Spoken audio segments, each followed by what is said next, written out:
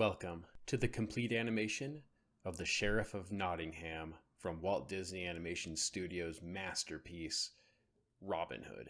This version of Robin Hood is, I think, the best Robin Hood I've ever seen.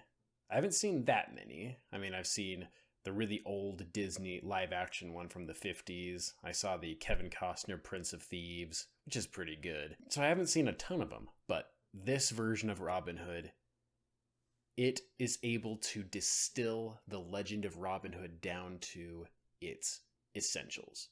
Because, there's a bunch of movies and some of them are just too bloated. They have too much that is not necessary.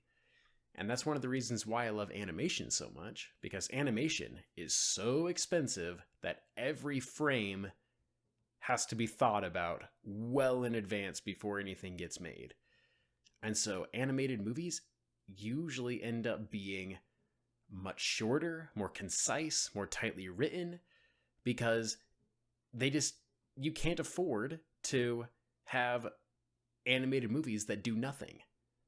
It's like, I remember watching The Green Knight, and it was an alright movie, but holy cow, The Green Knight spent so much time basically just spinning its wheels in place. It's like, yeah, it is, kind of artsy to have the actor riding a horse down a path, and then you have the camera, zoom out as he's going on the path and just letting that run for 2 or 3 minutes. But it's not really that good. And so animated movies don't do stuff like that because nothing is happening, and doing that would just be a waste of money. And Robin Hood is so incredibly well paced. It's like every scene in Robin Hood has a very specific purpose for being there, and it only lasts as long as it needs to. There is no downtime in Robin Hood.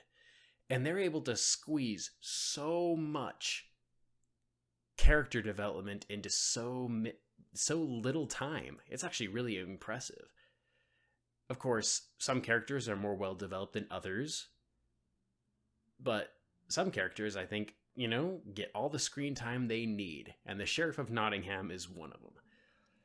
So, in distilling Robin Hood down to its, core essential features, them making the Sheriff of Nottingham basically the only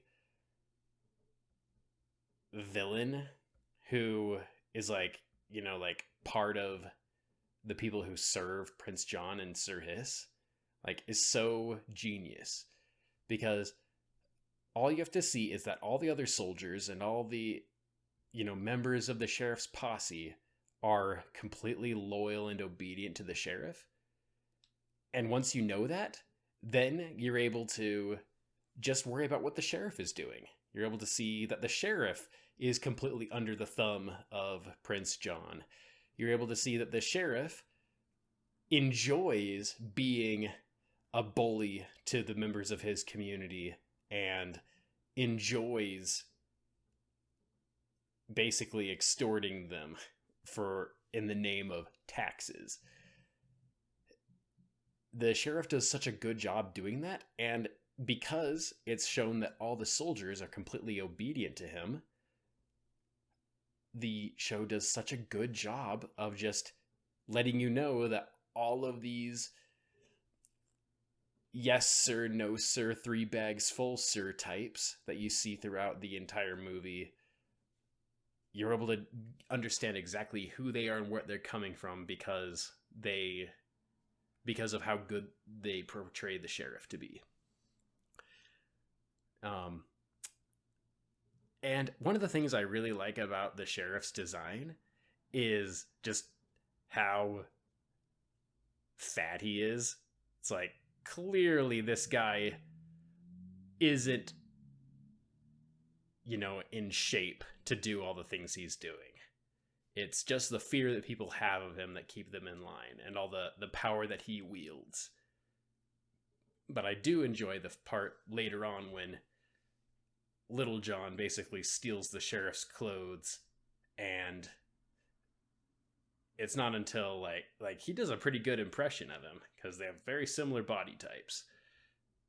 So I really like just this bit right here because the sheriff only won against, Friar Tuck beating him with a stick because he had a sword. If it weren't for that sword, if he also had a stick, yeah, Friar Tuck would have totally taken him. One of the things I really like about Robin Hood in this movie is how little actual combat Robin Hood does. The first scene, it's him running away. The second scene, it's him putting on a really nifty disguise to disguise himself and Little John as women. And then during the archery tournament, he's also in a disguise, and he's able to go around town and do whatever he wants because of his old man disguise. It's Robin Hood is a competent and good fighter. Like, there's enough, fighting and sword swashbuckling action to show that Robin Hood is a good fighter. But all of his disguises show that he uses his brain more than his brawn to great effect. And I love how in the movie, the sheriff is like, he's probably using another one of his disguises, but I can see through all of those while he is talking to Robin Hood in a disguise. I really just like how absolutely sure of himself the sheriff is, even when he is completely wrong. And for a movie that is so short and gives each character so little time, the sheriff gets a surprising amount of time.